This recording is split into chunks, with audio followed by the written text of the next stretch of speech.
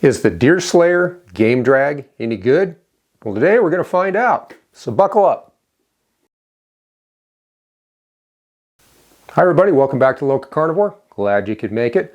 And today, like we said, we're talking about what they call a Deer Slayer game drag system.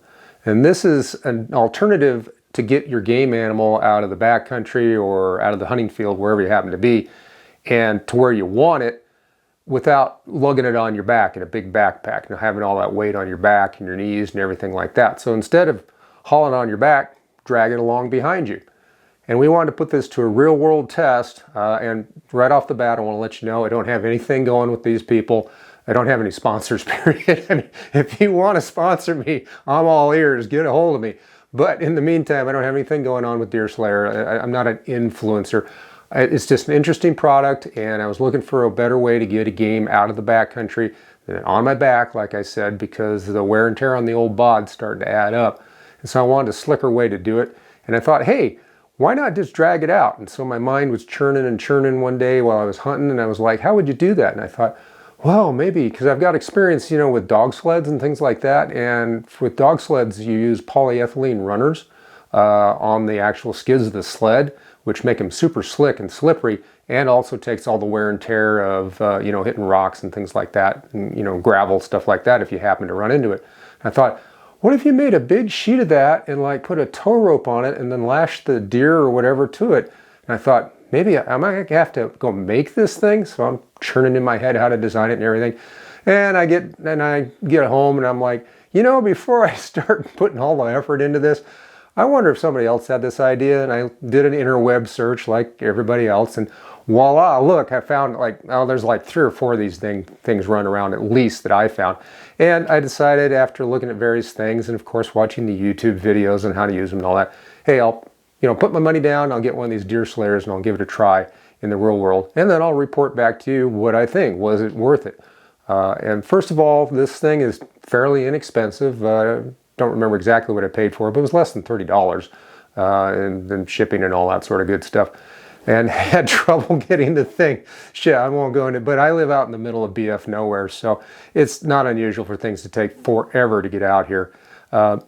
Bottom line though, we finally got one just in time to go hunt with it, and I'll show you all the different ins and outs with video. You know, I don't have any video of actually putting the animal on the thing, but I'll show you a still of it on how I got after I got the animal there, and give you a little explanation of it. Sorry, but I'm busy hunting, people. Well, you know, I've got just a phone camera with me or something like that. I'm not carrying the whole rig, you know, the studio rig and everything. So, you know, that's just the way it's going to be. Also, by the way, real quick, if you hear any background noise like dripping or stuff, there's snow melting off the roof, so my apologies if you hear any of that in the soundtrack. And don't forget to give us a big thumbs up. Let's like it. That does more for the channel than you can possibly imagine. Subscribe. We want you on the LocaCarnivore team, and ring that little bell so you get notified of all our future videos.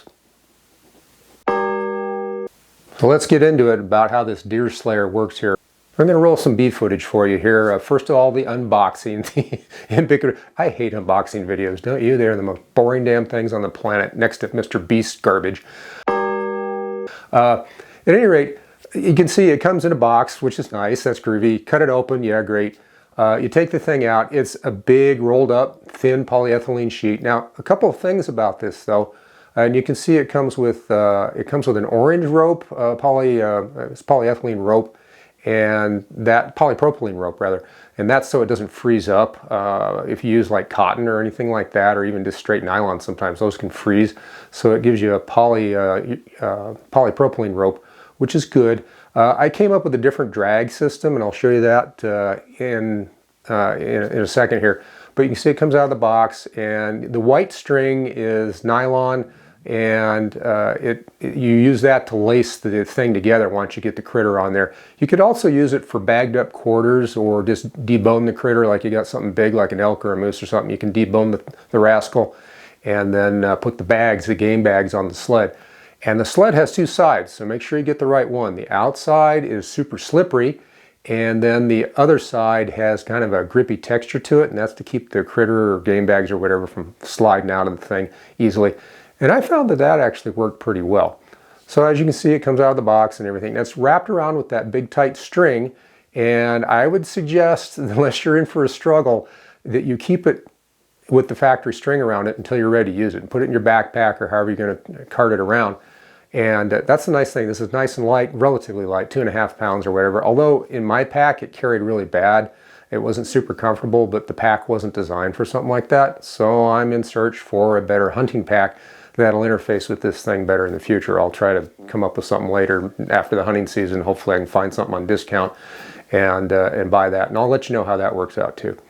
So long story short, it's about 2.5, 3 pounds. You can sling it any way you want, but keep it wrapped up like that, because once you undo it, it is a bear to get put back together. Let me tell you what. Now the other thing you will find is that when you do unwrap this thing, and what you can do is just use a hunting knife or something to cut that string. That's all I use. It comes right apart. You're then going to have to unroll it and flatten it out. And here you can see with what I did after I got it back and got the deer off and cleaned off and everything. But you can see what I had to do. I had to put weights on it to get it to flatten out. And when you're in the field getting ready for this, I had to collect a whole bunch of rocks. I was running around looking for rocks big enough to hold this thing down, at least at the 4 corners, because it kept wanting to roll back up. So I put those rocks on there and held it all down, and then finally flopped the deer on there and got it cinched up sort of. And here's the picture you can see of it cinched up there.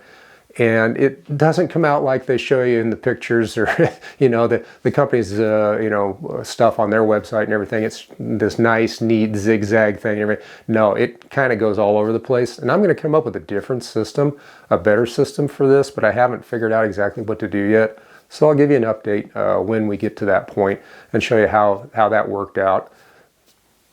Again, like I said, you're going to have to hold it down so it won't roll up. Get the animal on it, tie him down like you see there. And then you can go ahead and drag it. If you want, you can use that polyethylene rope. What they want to do, the company that makes this thing, they want to sell you a specialized handle that interfaces with that rope. Now, this is what I came up with to drag the thing around. This is my game drag handle. I've had this for a long time, years and years.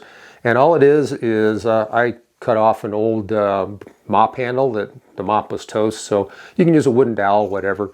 But just a piece of wood, roughly this long. Just measure how much distance you need for your hands or whatever. Put a hole through it. I made the original mistake of just knotting it on the other side of the hole. That eventually pulled through, dragging this deer. So lesson learned, loop it all the way around, tie it off with a decent knot. No, I wasn't a Boy Scout, nor do I know nautical knot tying, so that's the best I can do. At any rate, you've got a string on it, and then you put a loop on the other end.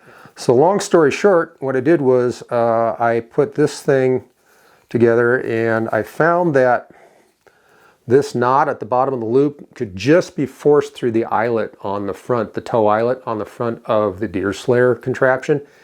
And it worked, and then I just looped it through and everything. And this worked really great because now you don't have a rope digging into your hands or wherever. It's a nice wide bearing surface, and it lets you get some space so your shoulders aren't really tight while you're towing it behind you. So you might want to make one of these for yourself, whether you use the deer slayer or not. These are really handy to have. They're lightweight, stick it in the backpack, coat pocket, whatever you need to do. So there I was. I dropped a nice mule deer, as you can see, and got him all gutted out and stuck him on the deer slayer and sort of cinched him up and everything. By the way, don't forget to give us a little bit of support on our Patreon if you don't mind. Links down in the description. Also go to our website, LocaCarnivore.com. Link in the description. Go to the store tab, get some Loca merchandise. We'd appreciate the help on that too. Once I got the deer on the thing, and again I apologize, I don't have any video of me in action dragging this thing around, but there was no snow, and the deer slayer company, they say the preferred method is to use this on snow, or it can deal with, quote, dirt or gravel, but they don't want you, quote, on sharp rocks, however you define sharp rocks. Living in the Rocky Mountains, there's no such thing as a smooth rock unless it's at the bottom of a river somewhere, getting smoothed out by the water flow.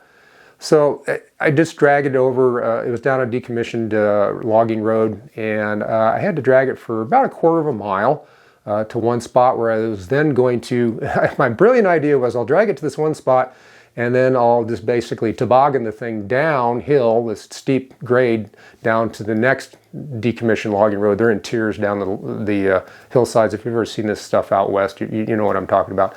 But at any rate, it's about 300 feet below, and then I could get on that road instead of having going all the way out through the mountain system and everything and having a drag of about 3 miles, 2.5, 3 miles.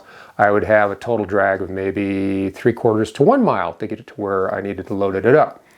So at any rate, the brilliant idea worked great on the gravel, rock, whatever. There's also a lot of grass, tall grass that had grown up on this thing. So when it was on the grass, it was really slick, even though it was dry grass. I have to say that towing this thing, even on a slight upward grade, was really easy. And this is with an albeit gutted, but a mature mule deer buck on this thing. So we're talking, at least 100, 120 pounds of meat on there, bones and all that. Probably closer to, he was a good sized guy, so 130 pounds. It wasn't that big of a deal. It was really slick. And on flats or slight downhill grades, it just goes really easy. I couldn't believe how much easier this product made the job of dragging the deer. Now, here's the fun part. When I got to the slope and went down, there was a bunch. This is a slope that had been logged a few years prior. And so there's a bunch of slash and deadfall all over the place and everything. Oh my God. It took me maybe 15 minutes to pull the thing 1/4 mile on relatively flat terrain on the grass and the gravelly kind of rock. And it took the better part of 2 hours to get it down 300 some odd feet through all this deadfall. It caught on everything. And it was maddening. So I learned a lesson there. But bottom line though, the deer never popped out of this thing. This thing was great. I mean, it got smashed against trees and logs and nasty stuff and rocks and everything. And it just got some scuffs on the bottom and everything, but it never gave up. The deer never fell out. I guess I lashed it up at least halfway tight enough. I would say if there's a problem with it is that the back end doesn't allow you to tuck it up over the rump of the animal so where you make enough of a toboggan kind of front, a curled up toboggan front to where it can bash through those obstacles or skid up and over them. So that I would say it would be better if it could do that. And I have to experiment. Maybe there's a way to actually make it work that way. Maybe I put the deer in the wrong way. I don't know. I'll have to play with it. If I come up with a good solution, I'll let you know. Otherwise, just keep in mind, if you're going to drag it through nasty stuff, be prepared for it's a bit of a struggle. Now I'm going to show you some of this B-roll here where you can see, again, how I've had to flatten it out after I got it back. Because it took a set around the deer. So it was now this big kind of cigar-shaped thing. It wouldn't lie flat. And I'm like, how am I supposed to roll this thing back up? Well, of course, I had to lay it out on the floor, put some weights on it. And actually, it probably only needed a few hours of that before it took a new set of being relatively flat. But I left it for a couple days just to make sure. And now you can see me trying to roll the thing up. And the problem is it'll roll tight initially, but then when you pick it up to try to, and this is probably a two-person job, and I'm going to take another swing at this thing in a bit with another person to help to keep it from unrolling. But then to get something to wrap around it, and I use this kind of rubber cable tie, over-glorified cable tie, gear tie thing, and that didn't work because it's too much drag, it's too sticky. So maybe one of those cable, the ones that are made with a wire inside, you can just twist it up or something. But I want something light. So that's kind of the lesson learned in that. That's where I think I need to go with that. Also, don't forget to share the video. We appreciate it. And what do you think about this thing? And how do you get your game out of the backcountry? Do you just, hump it on your back, or would this thing kind of help you out? Go down in the comments, let us know. We'd love to hear from you. All right then, LocaCarnivore, you ask, what's the bottom line on this Deer Slayer game drag thing? I have to say, I think it's pretty brilliant. It really is. It kind of fits with the idea I had, so obviously these people were thinking way ahead of me.